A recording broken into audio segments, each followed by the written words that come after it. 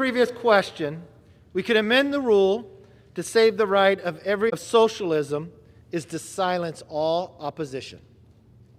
The right to speak your mind and question your leaders are often the first casualties of socialist governments throughout history.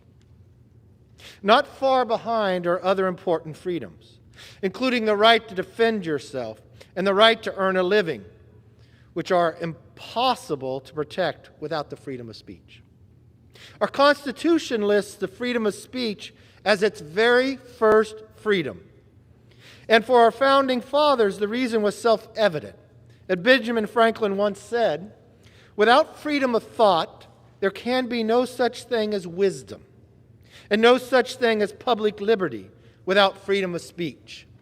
And the very first action of this majority is to take it away.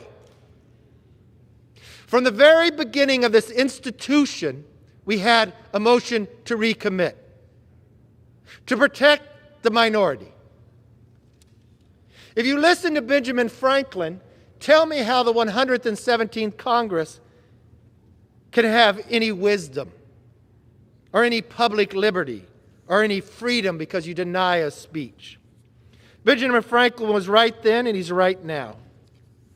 But I've noticed a dangerous trend against free speech in recent years, a trend that betrays every other founding father who have lived, fought, and died for.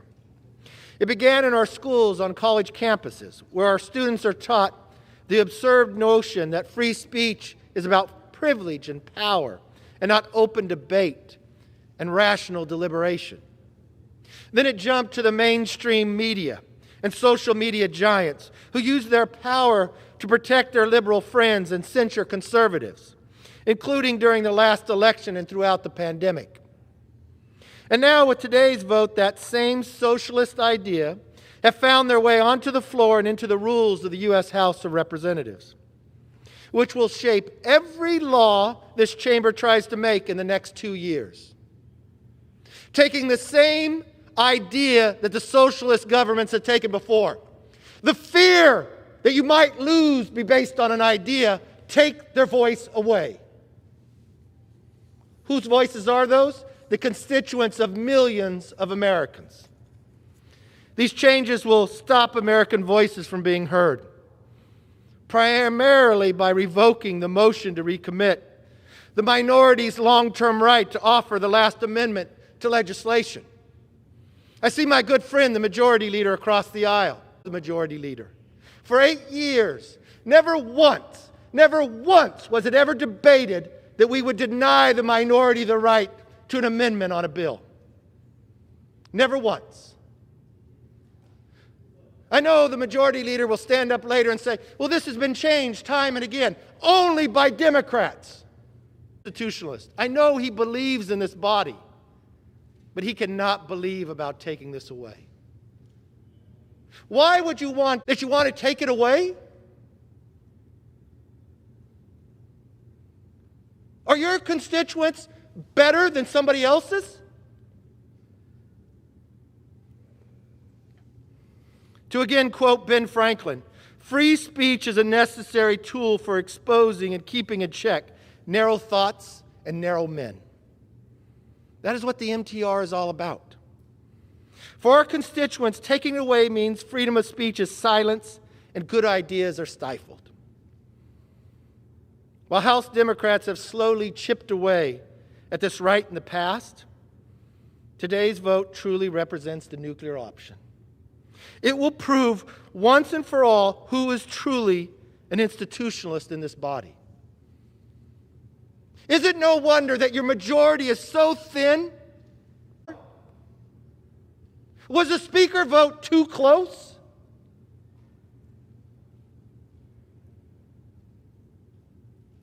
I can't imagine of words of father, mother, son, daughter, brother, mother-in-law. Then we take what you can say. Already in the race to wokeness, I listened to your opening prayer yesterday. You changed the word to amen that has nothing to do with gender? Today's vote is about more than organizing Congress. It's about the American people's right to be heard by their government. This vote is important. It might be the most important vote we take after the vote for Speaker. It signals our priorities, our vision for the entire 2 years. Course of action as the majority in the new Congress speaks volumes to what the length they will go to silence the people's voice. I almost thought it would be the opposite. I know what you thought the day, the weeks, the months before the election. You wondered if you'd have enough seats in here for how big your majority would be. I listened to the Speaker say she wasn't only going to win the majority, she was winning it for the next 2-3 elections because we were going to gain so many seats. My dear friend predicted 15-seat gain by the Democrats. But that's not what the American people told you. I probably would have reversed and said, oh my gosh, if we are doing everything that the American people does not want, maybe we should change course. But you actually took the opposite approach. Absolute power corrupts absolutely. Let's deny people to even... I've watched this happen in other parts of the world.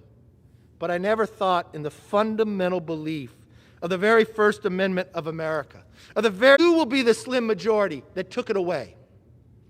You will cast that vote. You will have the history written about you. The fact for the next 2 years.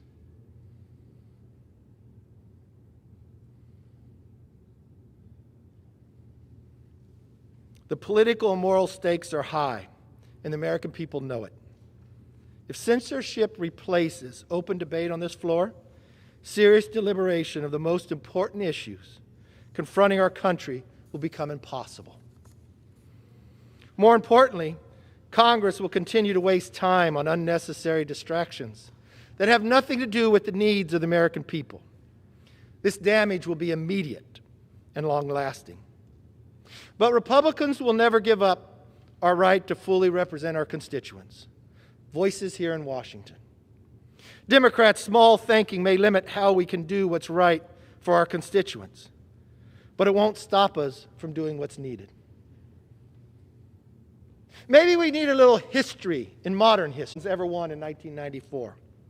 You would try to shut it off now and then based upon certain bills. You know the very first thing that Republicans did when they had the chance to write the rules and be in the majority? They guaranteed it for the minority, for you, when you were in the minority. They were not afraid. When we narrowed the majority, much to the same numbers we have today, was it removed then? Because Republicans were in power. It was not. It was guaranteed.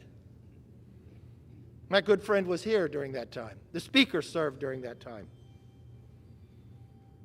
When we, the Republicans, took the majority again and had it for 8 years, not only did we never touch it, we guaranteed it again.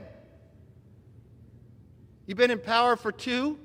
You lost seats based upon what you did on this floor. Instead of changing course, you now deny people the voice. That's the history that will be written today. That's the legacy you will live with. I will promise you this. 2 years from today, when you are no longer in the majority, we will correct the course of history. Because we are not afraid of debate. We are not afraid of ideas. We believe it makes us stronger. We know it makes this country stronger.